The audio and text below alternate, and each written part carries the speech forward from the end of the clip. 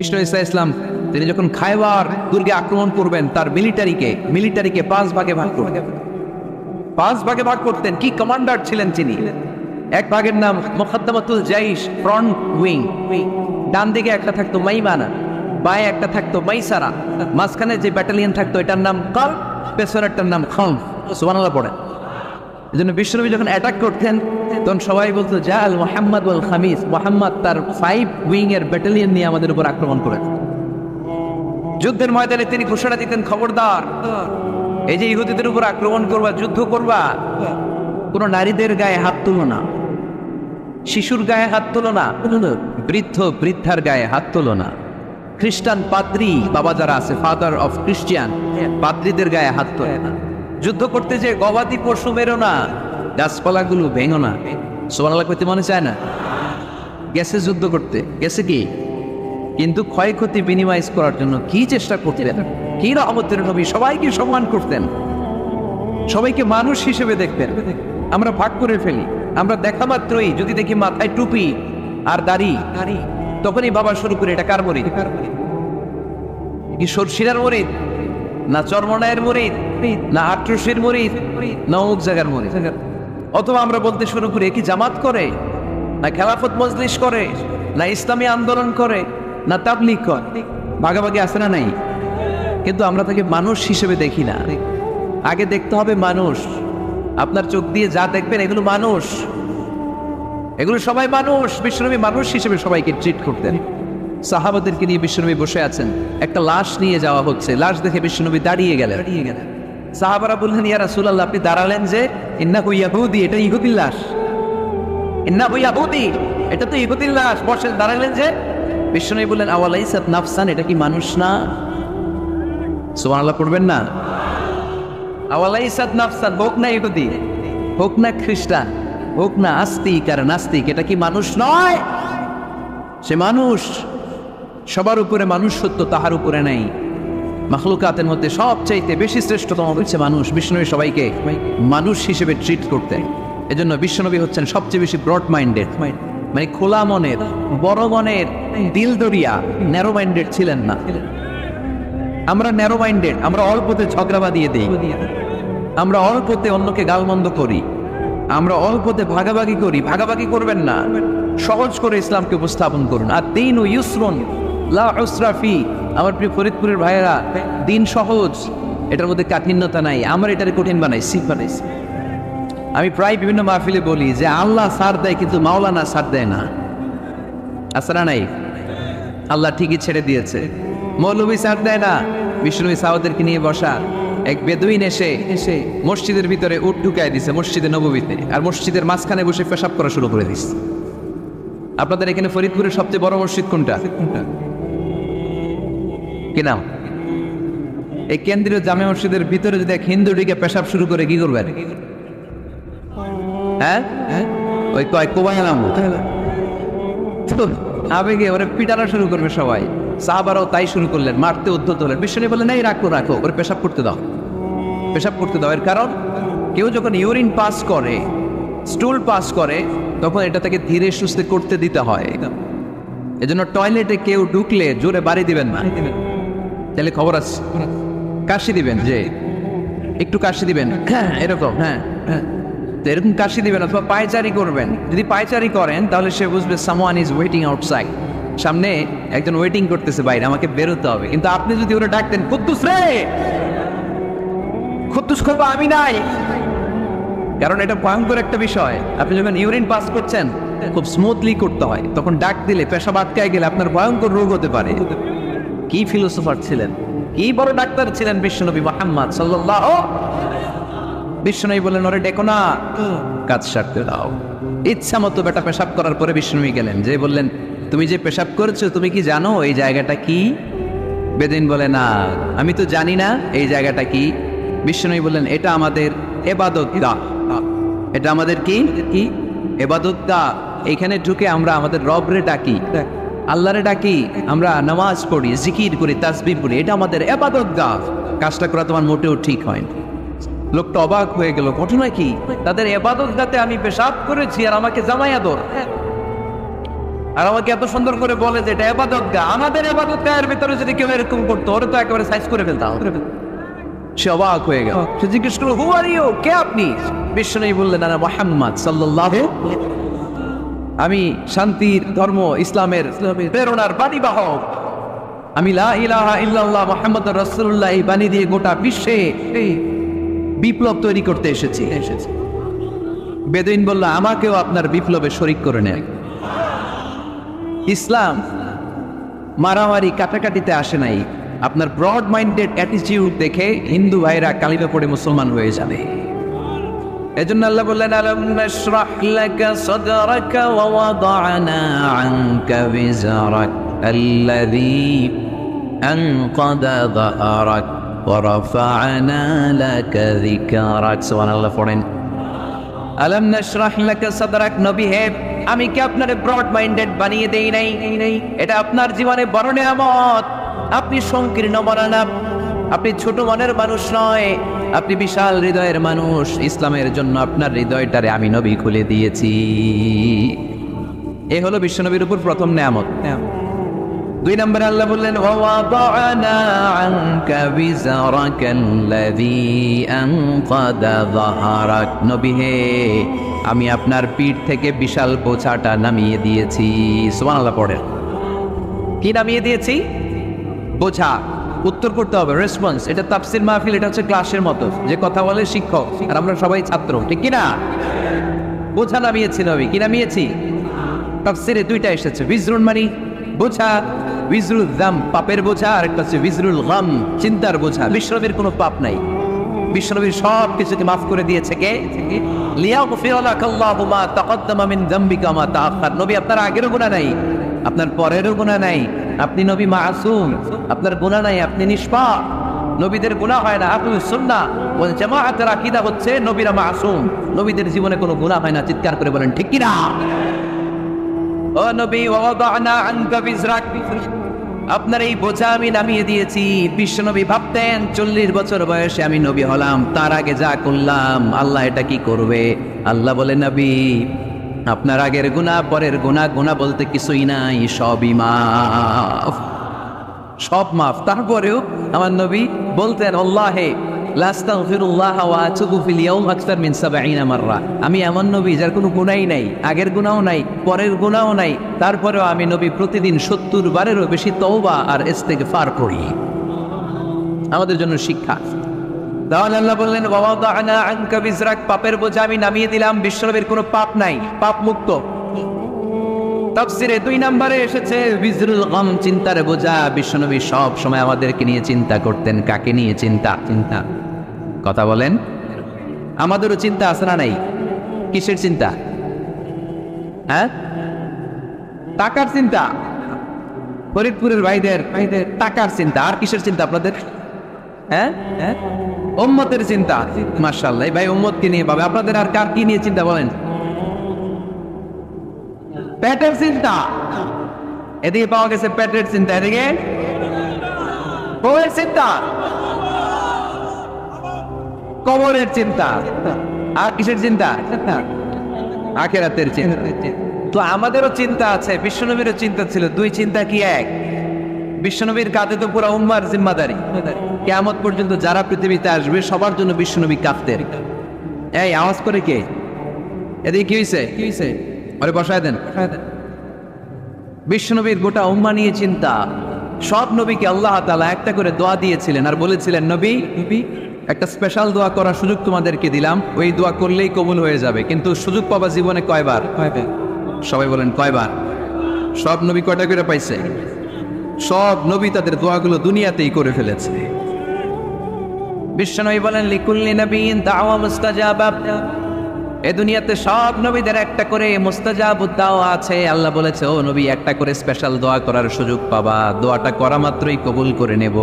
বিশ্বনবী বললেন, এই পৃথিবীর বুকে যত নবী রাসূল দুনিয়ায় এসেছে সব নবীরা তাদের স্পেশাল দোয়া দুনিয়ায় করে ফেলেছে, ইল্লা আনা, কিন্তু আমি করি নাই। বিশ্বনবী বললেন, ওয়া ইন্নী আফতাবিউ দাওয়াতি শাফাআতান লিউম্মতি ইয়াউমাল কিয়ামা।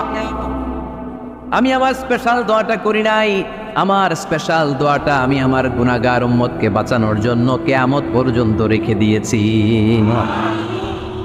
আমরা যেদিন বিপদে পড়ে যাব, যেদিন আমার আব্বা আমারে চিনবে না, আমি আমার আব্বারে চিনব না, নেতা তার কর্মীরে চিনবে না, কর্মী নেতারে চিনবে না, ঠিক কিনা? পীর সাহেব মুরিদরে চিনবে না, মুরিদ পীর সাহেবরে চিনবে না, স্বামী তার স্ত্রীরে চিনবে না, স্ত্রী তার স্বামীরে চিনবে না। নবী থেকে শুরু করে, অলি থেকে শুরু করে, শহীদ থেকে শুরু করে সবার মুখে একটাই জিকির, ইয়া নাফসি ইয়া নাফসি ইয়া নাফসি। আকাশের সূর্যটা যেদিন মাথার কাছে চলে আসবে, জমিনটা তামার জমিন হয়ে যাবে, সূর্যের তাপে মাথার মগজগুলো ভাতের মাড়ের মতো গলে গলে নাকের ছিদ্র কানের ছিদ্র দিয়ে টপ টপ করে বেয়ে বেয়ে নিচে পড়বে। ওই কঠিন দিনে কেউ কাউরে চিনবে না। বিষ্ণু বললেন, ওই দোয়াটা আমি দুনিয়ায় করি নাই, আমি বদরের যুদ্ধে মার খেয়েছি, উহুদের যুদ্ধে দাঁত ভেঙেছি, আমি না খেয়ে পেটে পাথর বেঁধেছি। আমি যদি ওই দিন দোয়া করতাম, আল্লাহ দোয়া কবুল করে নিত, জান্নাতি খাবার দিয়ে দিত, আমার মায়ের খাওয়া লাগতো না, তাইফে আমার রক্ত ঝরতো না, দোয়া করলেই কবুল। কিন্তু ওই দোয়াটা আমি দুনিয়ায় করি নাই, ওই দোয়াটা আমার জন্য, আপনার জন্য, আমাদের জন্য বিশ্বনবী জমা রেখে দিয়েছে। এজন্য বিশ্বনবীর চিন্তা আর আমাদের চিন্তা এক চিন্তা না, বিশ্বনবীর পুরা উম্মতের চিন্তা। কিয়ামত পর্যন্ত যত মানুষ আসবে সবাই আমার উম্মত, না জানি তাদের নসিবে কি হয়ে যায়। এই চিন্তার বোঝা বিশ্বনবীকে কাবু করে ফেলেছিল। আল্লাহ বললেন, নবী নো টেনশন, কোনো টেনশন নাই, আপনার এই চিন্তার বোঝাকে আপনার পিঠ থেকে আমি আল্লাহ নিজ দায়িত্বে সরিয়ে নিব। এজন্য আল্লাহ বললেন, আলাম নাশরাহ লাকা সাদরাকা ওয়া ওয়াদা'না আনকা বিজরাক আল্লাযী আনকাদা যাহরাক। যেই চিন্তার বোঝা আপনাকে কষ্ট দেয়, যেই চিন্তার বোঝা আপনারে পেরেশান করে তোলে, আপনার পিঠ থেকে ওই চিন্তার বোঝা নবী আমি সরিয়ে নিলাম। কি দিয়ে সরিয়ে নিল? কোরআনের আলো দিয়ে। আওয়াজ করে বলতে হবে, কি দিয়ে?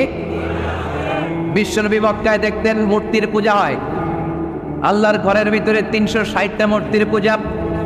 বিশ্বনবী দেখতে পেলেন দুর্বলের উপরে সবলের অত্যাচার, বিশ্বনবী দেখতে পেলেন নারীদেরকে অত্যাচার করা হয়।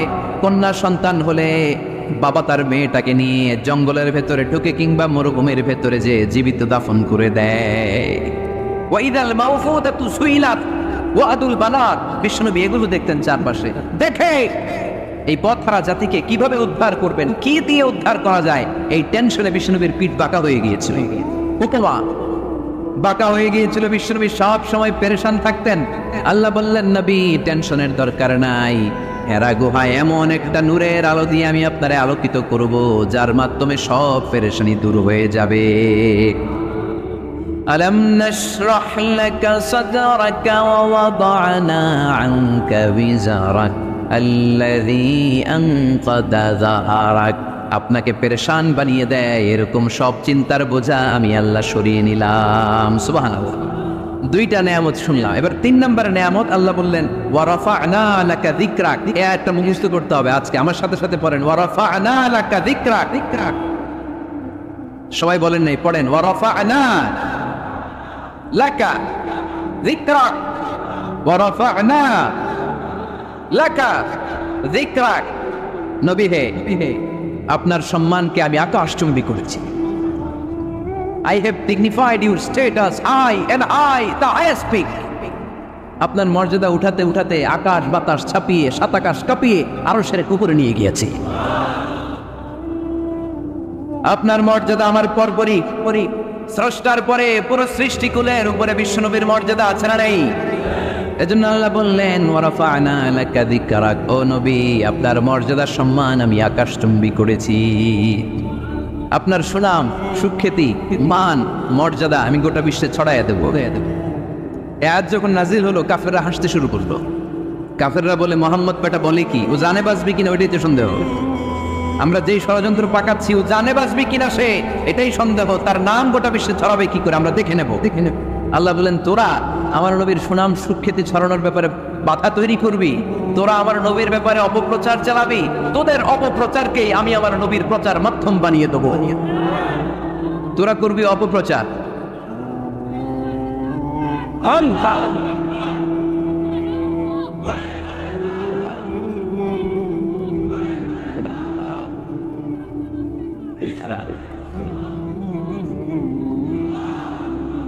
তোদের অপপ্রচারকে আমি আমার নবীর জন্য প্রচার মাধ্যম বানিয়ে দেব।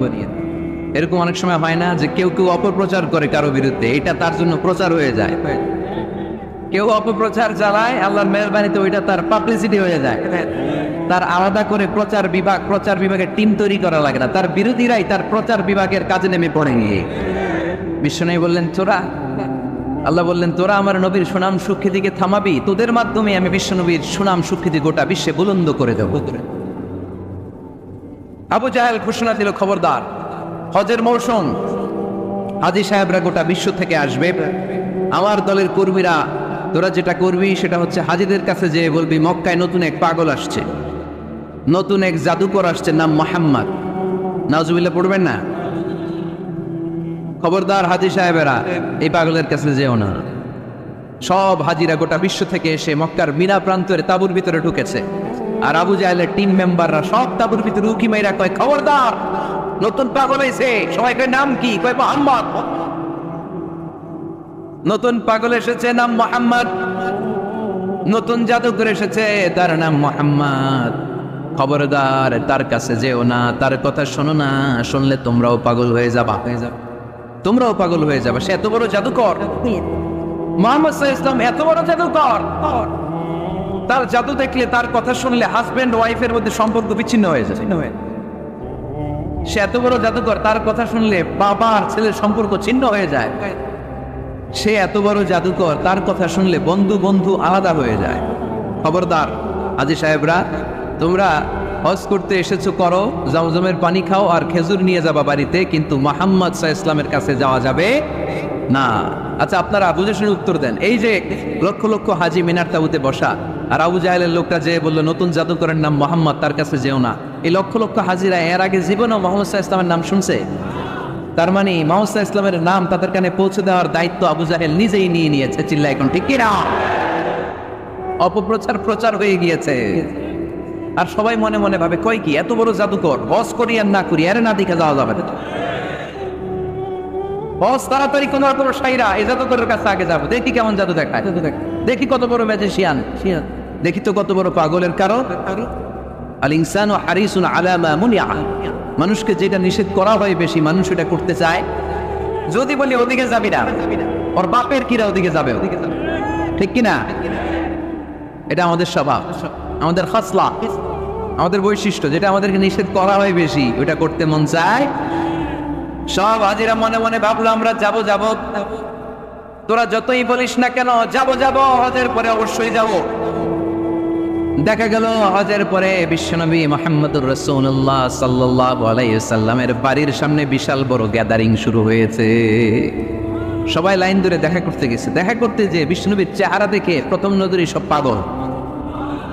চাঁদের চেয়ে সুন্দর তুমি নবী আমার কমলিওয়ালা, চাঁদের চেয়ে সুন্দর তুমি নবী আমার কমলিওয়ালা, দু জাহানের বাদশাহ তুমি প্যারা নবী সাল্লে আলা, দু জাহানের বাদশাহ তুমি প্যারা নবী সাল্লে আলা, চাঁদের চেয়ে সুন্দর তুমি নবী আমার কমলিওয়ালা। সুবহানাল্লাহ পড়েন। এত সুন্দর চেহারা, বিষ্ণু ঈসা ইসলামের চেহারার মতো এরকম চেহারার মানুষ পৃথিবীতে আছে? দ্বিতীয়টা, অনেকে বলে সাইয়েদনা ইউসুফ আলাইহিস সালামের চেহারা নাকি বেশি সুন্দর ঠিক, কিন্তু আমার নবীর চাইতে বেশি নয়। বিষ্ণু বলতেন আনা মালিহুন ওয়া আখি ইউসুফু সাবিহুন, আমার ভাই ইউসুফ হচ্ছে সবিহ মানে সাদা সুন্দর ধবধবে, আর আমি হচ্ছে মালিহ মানে এসেছে মিলহান থেকে, মিলহান মানে লবণ, মানে লাবণ্যময় সুন্দর। আমার ভাই ইউসুফ নবী সাদা সুন্দর, আমি লাবণ্যময় সুন্দর, কোনটার দাম বেশি? লাবণ্যময় সুন্দরের দাম বেশি। সাইয়েদনা ইউসুফ আলাইহিস সালামের চেহারা দেখে মিশরের মেয়েরা লেবু কাটতে যে বা কমলা কাটতে যে আনার কাটতে কমলা কাটতে যে আঙ্গুল কেটে ফেলেছিল, কোরআন তার সাক্ষী। ওয়াকাত্তা'না আইদিয়াহুন, আম্মাজান আয়েশা রাদিয়াল্লাহু তাআলা আনহা যখন এই ঘটনা শুনেছেন, তিনি মিশরের মেয়েদেরকে ডাক দিয়ে বলেছিল, ও মিশরের মেয়েরা, তোমরা ইউসুফ নবীর সৌন্দর্য দেখে লেবু কাটতে যে আঙ্গুল কেটেছ, আমার স্বামী প্যারা নবী মুহাম্মদ রাসূলুল্লাহর চেহারা যদি তোমরা দেখতা, তাহলে লেবু কাটতে যে আঙ্গুল নয়, কলিজাটা কেটে টুকরা টুকরা করে দিতা। আবার আম্মা জান আয়েশা বলতো, লাকুম শামসুন ওয়া লানা শামসুন, তোমাদের জন্য একটা সূর্য আছে, কিন্তু আমি আয়েশার জন্য আলাদা একটা সূর্য আছে। তোমাদের সূর্যটা প্রতিদিন সকালবেলা পূর্ব আকাশে উদিত হয়ে গোটা দুনিয়াটারে আলোকিত করে দেয়, আর আমার সূর্যটার নাম হলো মুহাম্মদ সাল্লাল্লাহু আলাইহি ওয়াসাল্লাম। মসজিদে নববীতে এশার নামাজের পরে আমার সূর্যটা আমার ঘরে উদিত হয়। তোমাদের সূর্য সকালবেলা পূর্ব আকাশে উঠে গোটা দুনিয়াটারে আলোকিত করে, আমার সূর্য মুহাম্মদ এশার নামাজের পরে আমার ঘরের ভেতরে যখন উকি দেয়, আমার পুরো ঘরটারে আলোকিত করে দেয় কে? এত সুন্দর চেহারা ছিল, ওনার চেহারার নোট দিয়ে হারানো সুই খুঁজে পেয়েছে বিশ্বনবীর স্ত্রীরা। চিল্লায় করে আল্লাহু আকবার। বিশ্বনবীর চেহারার সৌন্দর্যের সাথে কারো সৌন্দর্যের কোনো মিল হবে? No comparison with our beloved prophet Muhammad সাল্লাল্লাহু আলাইহি ওয়াসাল্লাম। Whether it's the fitness, whether it's the appearance, whether it's the status, no comparison with our prophet. এটা ফিটনেসের দিক থেকে হোক, এটা চেহারার সৌন্দর্যের দিক থেকে হোক, এটা কণ্ঠস্বরের ঝংকারের দিক থেকে হোক, সম্মান আর মর্যাদার দিক থেকে হোক, আমার নবীর সম্মানের ধারে কাছেও সম্মান পৃথিবীর কারো হতে পারে না। চিল্লায় বলেন ঠিক কিনা?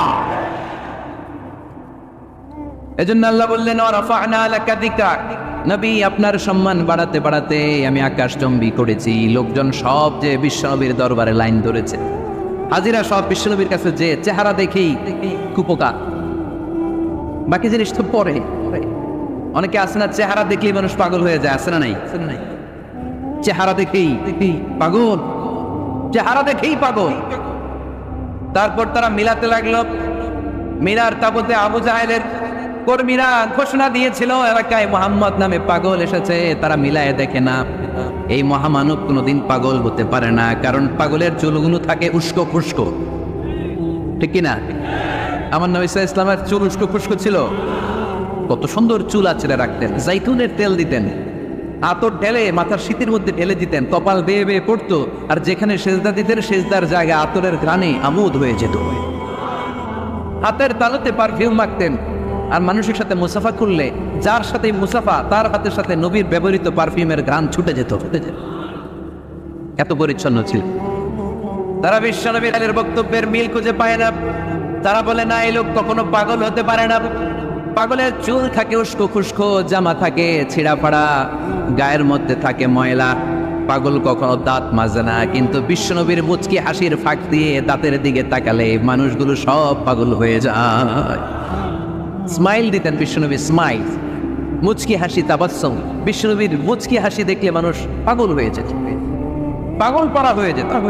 যারা বলে না না, এই মহামানব তো কখনো পাগল হতে পারে না, আবার মিলাতে লাগলো। আবু জাহেলের কর্মীরা বলেছিল এটা নাকি বড় জাদুকর, কিন্তু তারা বলে না না, এই অসাধারণ লোকটা জাদুকর হতে পারে না, সে তো কোনো মন্ত্র পড়ে না। জাদু করার জন্য মন্ত্র পড়ার দরকার আছে না নাই?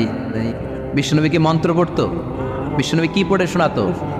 চিল্লায় বলেন, কি পড়ে শোনাতো? কোরআন শোনাতো। এত সুন্দর কণ্ঠ ছিল বিশ্বনবীর, পাগল হয়ে যেত মানুষ শুনতে শুনতে, পাগল পড়া হয়ে যেত, বিভক্ত হয়ে যেত। তারা সবাই বলতে আরম্ভ করলো, আবু জাহেল তুমি মিথ্যাবাদী, তবে তোমাকে ধন্যবাদ এরকম একটা মানুষের সাথে পরিচয় করিয়ে দেওয়ার জন্য। সুবহানাল্লাহ কইলেন না? আমরা মেনে নিতে পারলাম না সে পাগল নয়, জাদুকর নয়, সে হলো এই জামানার পয়গাম্বার। আমরা পড়ে নিলাম লা ইলাহা ইল্লাল্লাহু মুহাম্মাদুর রাসূলুল্লাহ সাল্লাল্লাহু আলাইহি ওয়াসাল্লাম। রাফা'না লাকা যিকরাক, নবী হে, এইভাবে আমি আপনার সম্মানকে বাড়িয়েছি। হাইসুমা যুকিরতু যুকিরতা মাই, নবী যেখানে আমার নাম নেওয়া হবে আমার পরপর আপনার নামও নেওয়া হবে। পড়েন সুবহানাল্লাহ। যেখানে আমার আল্লাহর নাম, তারপরে আমার নবীর নাম আছে না নাই? কালিমার ভেতরে লা ইলাহা ইল্লাল্লাহ আমার আল্লাহর নাম শোভা পায়, তারপরে মুহাম্মাদুর রাসূলুল্লাহ দ্বিতীয় বাক্যে আমার নবীর সুন্দর নামটা আছে না নাই?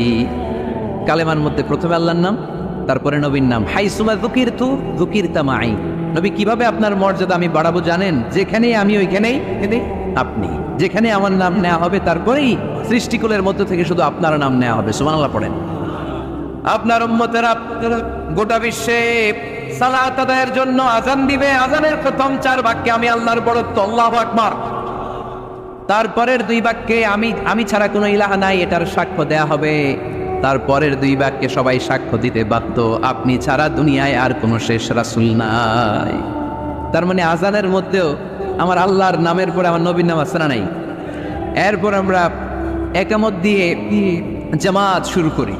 এই জামাতের আগে যে একামতটা দেই, এই একামতেও আল্লাহর নামের পরে আমার নবীর নামটা আছে না নাই? আল্লাহু আকবার, আল্লাহু আকবার, আশহাদু আন লা ইলাহা ইল্লাল্লাহ, আশহাদু আন্না মুহাম্মাদার রাসূলুল্লাহ সাল্লাল্লাহু। তার মানে আজানে আমার নামের পরে আপনার নাম, একামতে আমার নামের পরে আপনার নাম। নামাজের শেষে যখন আমরা শেষ বৈঠকে বসি, সেখানে বিশ্বনবীর উপর দুরূদ আছে না নাই? তার মানে সব জায়গায় বিশ্বনবীর নাম নেয়াকে আবশ্যক করে দিয়েছে কে? নবী।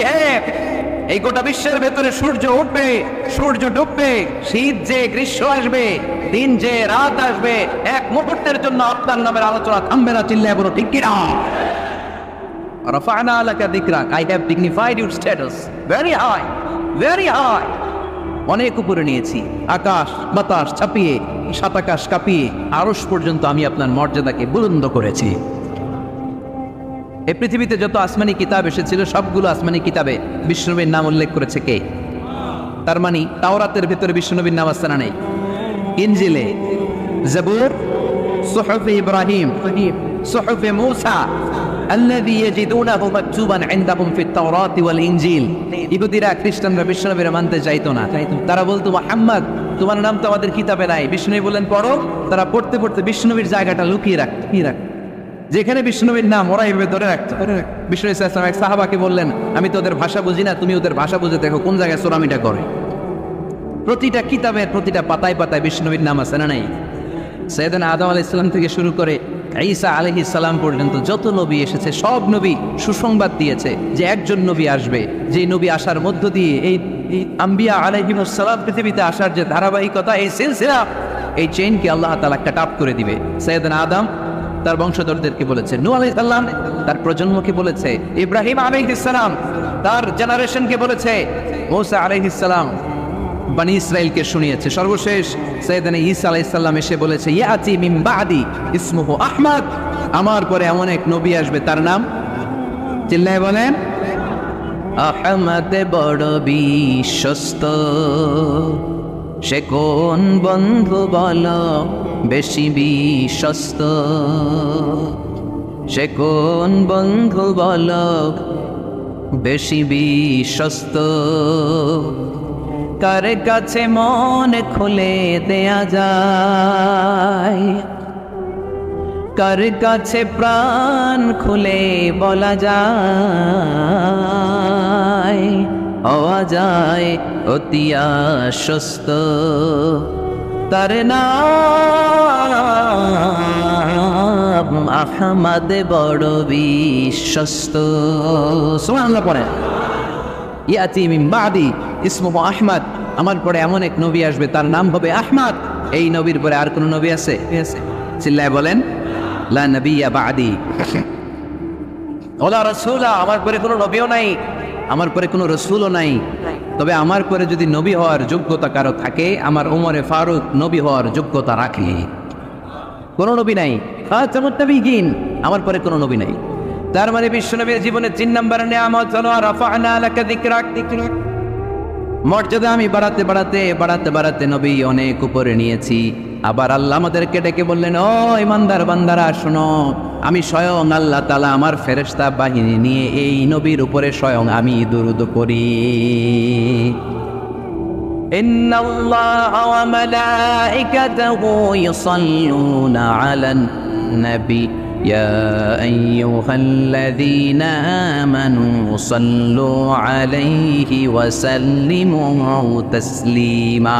পড়েন, আল্লাহুম্মা সাল্লি আলা মুহাম্মাদ ওয়া আলা আলি মুহাম্মাদ কামা সাল্লাইতা আলা ইব্রাহিম ওয়া আলা আলি ইব্রাহিম ইন্নাকা হামিদুম মাজিদ।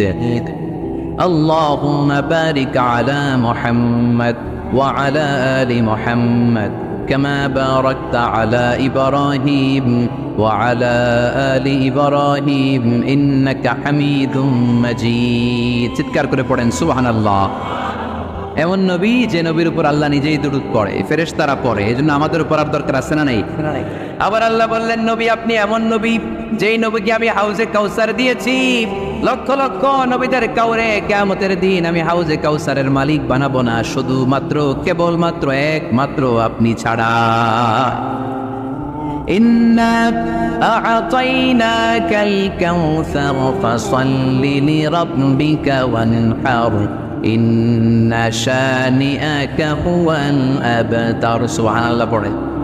এই হাউজে কাউসারের পানি খেতে চান, পান করতে চান? বিশ্বনবী না দিলে খাইতে পারবো আমরা? হাউজে কাউসার পান করতে চান কারা? হাত তুলে দেখা।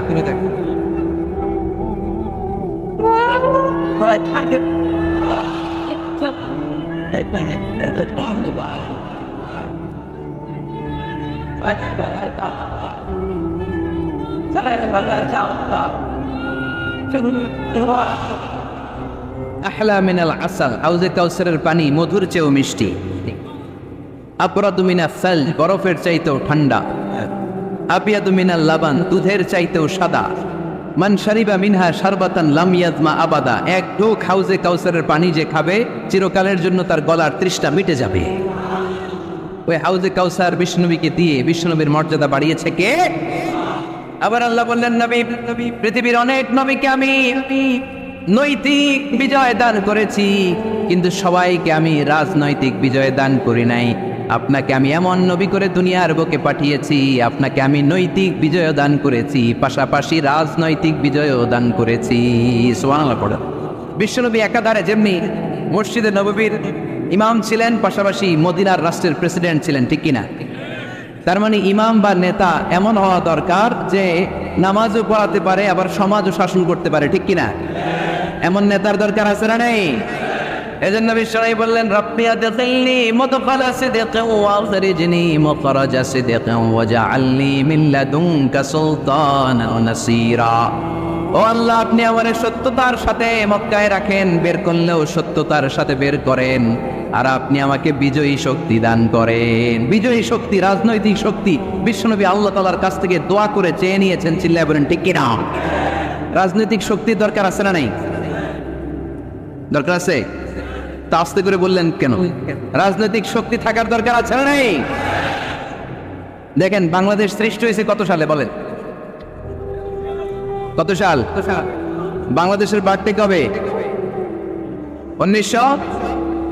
1971-এ।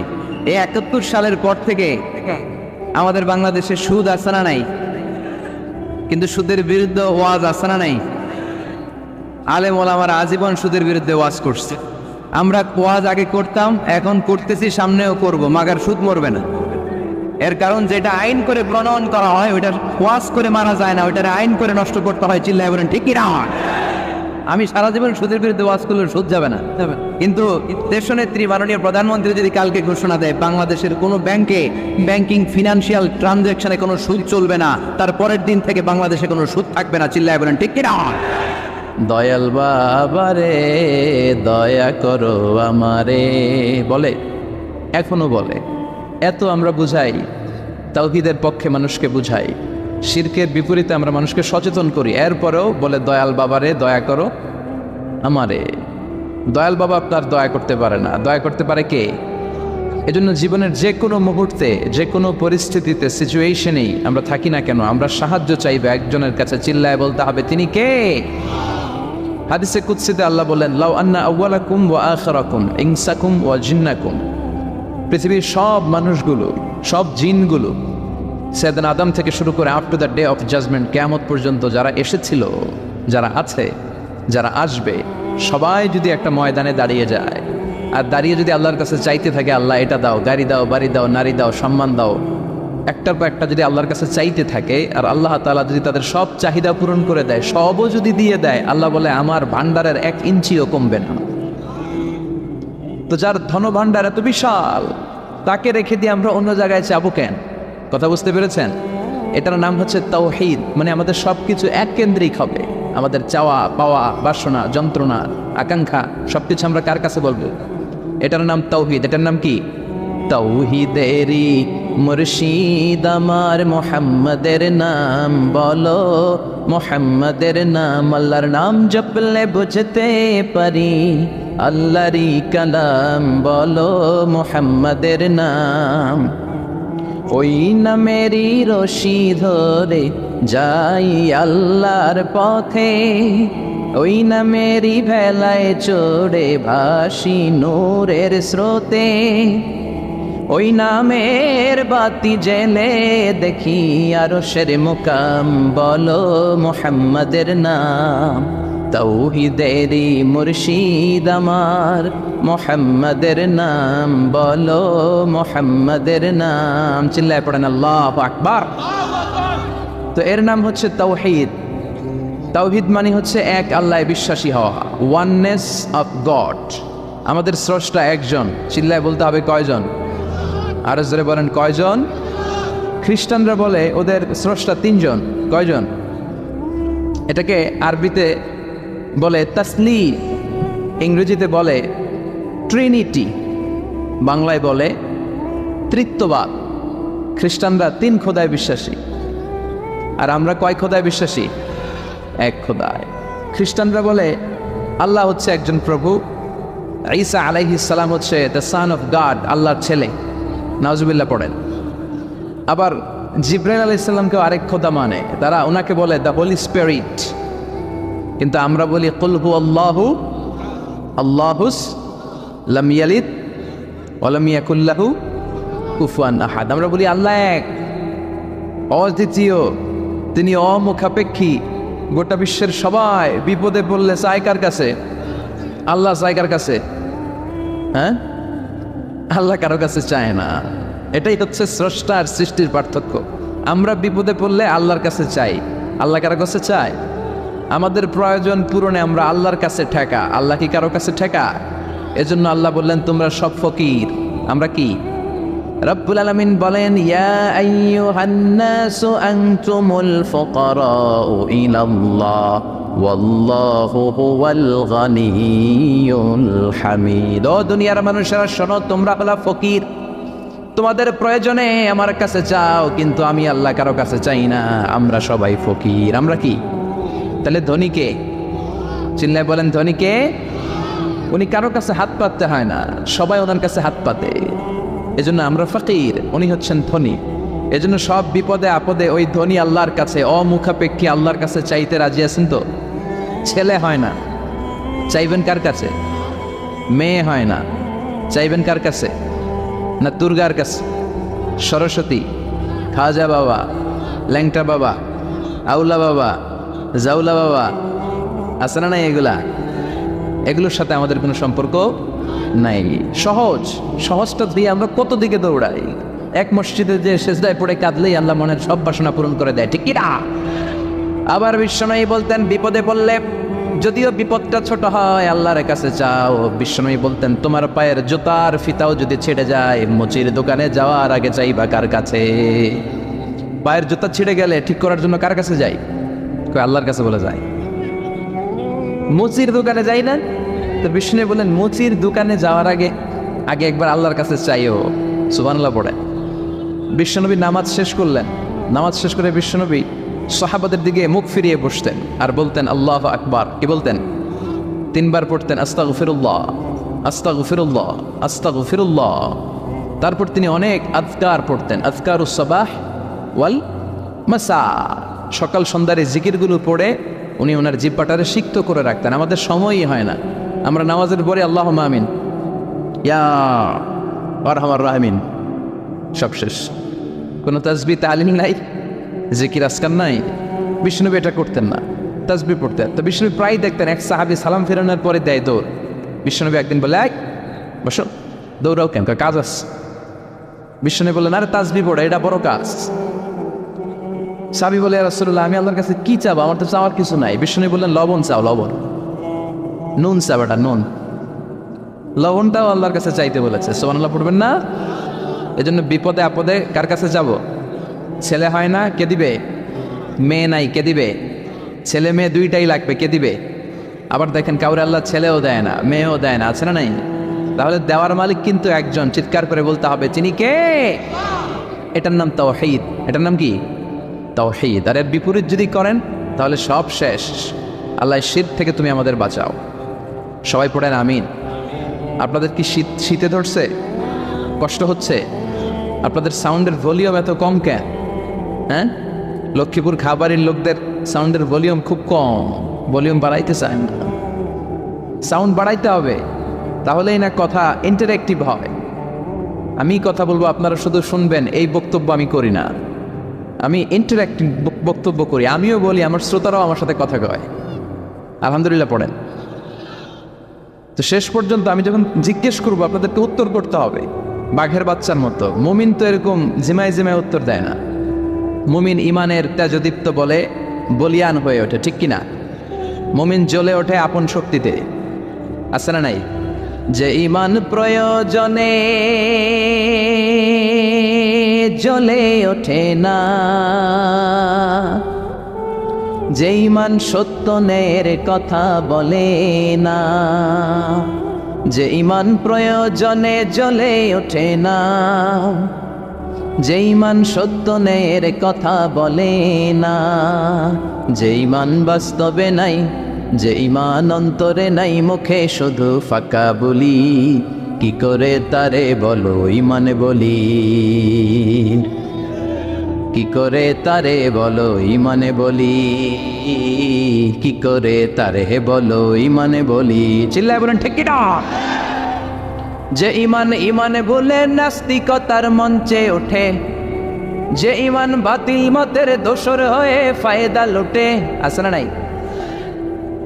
যে ইমান শুধুই কেবল খায় দায় আনন্দ করে, যে ইমান বোঝে না যে আরাকানে ভাইরা মরে, যে ইমান বাস্তবে নাই, যে ইমান অন্তরে নাই, মুখে শুধু ফাঁকা বলি, কি করে তারে বলো ইমানে বলি, কি করে তারে বলো ইমানে বলি, কি করে তারে বলো ইমানে বলি, ঠিক কিনা? তো ইমানের বলে বলিয়ান হতে হবে, জ্বলে উঠতে হবে আপন শক্তিতে। রবির স্লোগান না?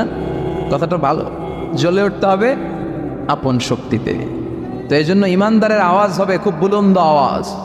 আপনাদের সুবহানাল্লাহ আলহামদুলিল্লাহর আওয়াজে আকাশ বাতাস চন্দ্র ভেদ করে এই আওয়াজ আল্লাহর আরশে যে ধাক্কা লাগতে হবে। চিল্লায় এখন ঠিক কিনা?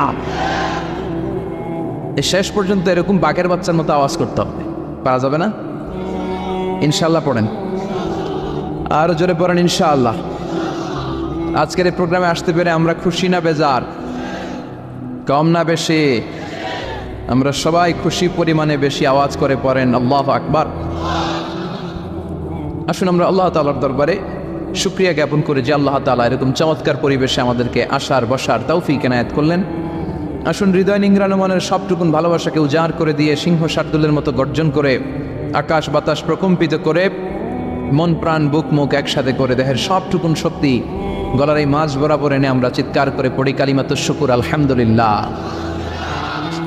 সবাই পড়েন রব্বানা লাকাল হামদ হামদান কাসীরান তাইয়্যিবান মুবারাকান ফীহি ইয়া রাব্বি লাকাল হামদু কামা ইয়ানবাগি লিজালালি ওয়াজহিকা ওয়া আযীমি সুলতানিকা লাকাল হামদু বিল ঈমান লাকাল হামদু বিল ইসলাম লাকাল হামদু বিল কোরআন। প্রশংসা করলাম কার? আল্লাহর নাম জপতে কেমন লাগে? সবার ভালো লাগে? তাহলে আল্লাহর একটা ডাক দেন, বলেন ইয়া আল্লাহ। আবার ডাকেন, বলেন ইয়া আল্লাহ। আর জোরে ডাক দেন, পড়েন ইয়া আল্লাহ। আল্লাহ তুমি কবুল করো। ডাকলেই তিনি সাড়া দেয়, ডাকলেই। তবে ডাকার মতো ডাকতে হয়, ঠিক কিনা? ডাকার মতো ডাকলে তিনি সাড়া দেয়। সাড়া দেওয়ার জন্য তিনি বসে আছে 24/7। সপ্তাহের 7 দিন, দিনের 24 ঘন্টা, মাসের 30 দিন তিনি বসে আছে যে বান্দারা আমাকে ডাকে না কেন? ডাকলেই তিনি ডাকে সাড়া দেয়। চিল্লা এখন ঠিক কিনা? আল্লাহ তুমি আমাদেরকে বুঝার তৌফিক দান করো। আজকের এই জামায়াত হওয়াটা, এই মাহফিলটাকে তুমি আমাদের নাজাতের ওয়াসিলা বানাও। আজকে যেন আমরা কিছু শিখে যেতে পারি কোরআন থেকে, এবং সেগুলো নিজেদের জীবনে বাস্তবায়ন করার মধ্য দিয়ে আমরা যেন জান্নাতের উপযুক্ত হতে পারি। আওয়াজ করে পড়েন আমিন। লক্ষ্মীপুর দৌলত খা বাড়ি কসবা ব্রাহ্মণবাড়িয়ার উদ্যোগে আজকে তাফসীরুল কোরআনের মাহফিল 8ই জানুয়ারি। সম্মানিত সুধী, আমি পবিত্র কালামুল্লাহ মাজিদের একটা সূরা থেকে তেলাওয়াত করেছি আমার খুতবার শুরুতে। সূরাটার নাম সূরাতুল মুমিনুন। কি নাম? বলিও আবার কমে গেছে। সূরার নাম আরো জোরে, সূরাতুল মুমিনুন। সবাই বলতে হবে, বলেন তো সূরার নাম কি? সূরাতুল মুমিনুন। ভলিউম ঠিকই আছে, কষ্ট করে বাইর করতে হয়। সূরাতুল মুমিনুন। আমি সবসময় বলি, আমি যখন আলোচনা করি আমি মনে করি ক্লাস।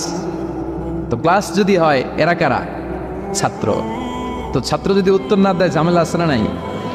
উত্তর করতে হবে, তাহলে আলোচনাটা ইন্টারঅ্যাক্টিভ হবে, কিছু আমরা শিখে যেতে পারবো। আমরা আজকে যা শুনবো আমলের নিয়তে শুনবো, ইনশাল্লাহ পড়েন। যা শুনবো নিয়ে যাওয়ার নিয়তে শুনবো, ইনশাল্লাহ পড়েন। যা শুনবো আমার আখিরাতটারে সুন্দর করার নিয়তে শুনবো, চিল্লায় পড়েন ইনশাআল্লাহ। আমরা আজকে কথা শুনবো সূরাতুল মুমিনুন থেকে। কোত্থেকে? সবাই বলেন কোন সূরা? আমরা হচ্ছি আল মুমিনুন, মানে বিশ্বাসী। আমরা কি? বিশ্বাসী। মুমিনুন, আমরা যে মুমিন, কোনো সন্দেহ আছে? কথা বলেন, সন্দেহ নাই। তো আমাদের নামে আল্লাহ তাআলা কোরআনে একটা সূরা ডেডিকেট করলেন। আবার মুমিনুনের বিপরীত হচ্ছে কাফিরুন। এই কাফেরদের নামে তো সূরা নাই না কোরআনে? আছে। কি নাম? সূরাতুল কুল ইয়া আইয়ুহাল কাফিরুন। আল্লাহর ব্যালেন্সটা দেখেন, শুধু মুমিনদের নামে সূরা দিলেন না, মুমিনদের নামে তো দিলেনই, আবার কাফিরদের নামেও দিলেন। সুবহানাল্লাহ। আবার মুমিন আর কাফেরের মাঝখানে আরেকটা দল আছে, মুমিনও না কাফেরও না। মুমিনও না কাফেরও না, এদের ভিতরে এক বাইরে আরেক, এদেরকে চিনা বড় দায়। এরা সব সময় দোদুল্যবান, এরা এদিকেও আছে ওদিকেও আছে। যেই দিকে বৃষ্টি ওই দিকে ছাতা ধরে। এই সরকার ক্ষমতায় আসলে এদেরকে তেল মারে, আবার ওই সরকার আসলে এগারো তেল মারে। এখন অবশ্য এত সুযোগ নাই, এখন আমগো সরকার একটা। কথা কন। আগে কখনো যাইতো এদিকে, আবার যাইতো এদিকে, এখন সব সময় একদিকে। আছে না নাই? ভালো চলুক, শান্তিতে চলুক, হ্যাঁ, দুর্নীতি না থাক, সন্ত্রাস না থাক, আমরা এটা চাই। আমরা সাধারণ মানুষ এত রাজনীতির প্যাচগোজ বুঝি। আমরা চাই শান্তি। আমরা চাই কি? আমরা চাই দুবেলা দুমুঠো ভাত, আমাদের সিকিউরিটি, আমাদের নিরাপত্তা, আমাদের ইসলাম। যে দেশে আল্লাহু আকবার ধ্বনির সাথে সূর্য ওঠে, আল্লাহু আকবার ধ্বনির সাথে সূর্য ডুবে, সে দেশে আর কিছু থাকবে না থাক, ইসলাম থাকবেই। আমরা চাই আমার এই ইসলামের বিরুদ্ধে কেউ কথা না বলুক, আমার নবীর সম্মান নিয়ে কেউ ছিনিমিনি না খেলুক। আমরা চাই আমার এই কোরআনের ব্যাপারে কথা বলার স্পর্ধা যেন কারো কলিজায় না হয়। জোরে কোন ঠিক কিনা? সাধারণ জনগণ হিসেবে এতটুকু চাওয়া আলাদা থাকতে পারে না? আমাদের নেতা নেত্রীদের কাছে আমরা শুধু এটাই চাই। তো আল্লাহ বললেন, গোলাম মুমিনদের নামে সূরা দিলাম সূরাতুল মুমিনুন, আবার কাফিরদের নামে সূরা দিলাম সূরাতুল কাফিরুন। আবার মাঝামাঝি একটা দল আছে, এরা মুমিন না, এরা কাফির না, এরা মুযাবযাবিন। এরা দুই নৌকায় পাড়া দিলে যে অবস্থা হয়, তাদের অবস্থা ওই রকম। এরা এদিকেও আছে ওদিকেও আছে, নেহি এদার নেহি ওদার, দরমিয়ান মে সদর বাদার। আছে না নাই? নেহি এদার নেহি ওদার, দরমিয়ান মে সদর বদর। এদের উপরে ফিটফাট, ভিতরে গেছেন সদরঘাটে? মুখস্থ কয় খালি, দেখেন নাই সদরঘাটেরা গেছেন? সদরঘাট কি এখনো ফিটফাট হয় নাই? তো এদের অবস্থা হচ্ছে উপরে ফিটফাট, ভিতরে এদিকেও না ওদিকেও না, ভিতরে এক বাইরে আরেক। তার নাম মধু হই হই বিষ হাবাইলা। কয় মধু, কয় কি? আসলে এটা কি? এটা কি মুমিন না মুনাফিক? এই মুনাফিকদের নামও আল্লাহ একটা সূরা দিল। কি নাম সূরা? সূরাতুল মুনাফিকুন। দেখেন কোরআনের ব্যালেন্স কত সুন্দর। আল্লাহ বললেন মুমিনদের নামে সূরা দিলাম, কাফিরদের নামেও সূরা দিলাম, আবার মুমিনও না কাফিরও না, মাঝামাঝি একটা ওই দলের নামেও সূরা দিলাম সূরাতুল মুনাফিকুন। সুবহানাল্লাহ। আমরা মুনাফিক হতে চাই না, চাই কি হইতে চান? মুমিন যে হইতে চাই এটাও কইতে পারে না, জোর নাই। কি হতে চাই আমরা? মুমিন হতে চাই। ইমানের পথে অবিচল থেকে আমার মরণ যেন হয়, পড়েন আমিন। তোমারই কাছে মিনতি আমার, তোমারই কাছে মিনতি আমার, মহামহিম দয়াময়। ইমানের পথে অবিচল থেকে আমার মরণ যেন হয়, পড়েন আমিন। আমরা ইমানের জীবন চাই, ইমানের মৃত্যু চাই, আমরা শাহাদাতের তামান্না চাই। আল্লাহ তুমি কবুল করে নাও। বিষ্ণু বলেন যারা শাহাদাতের তামান্না অন্তরে রাখে না ওরা মুমিন হতে পারে। আর শাহাদাতের তামান্না অন্তরের মধ্যে রেখে লোকটা যদি বিছানায় পড়েও মারা যায়, শহীদদের কাতারে কিয়ামতের দিন তারে দাঁড় করাইয়া দিবে কে?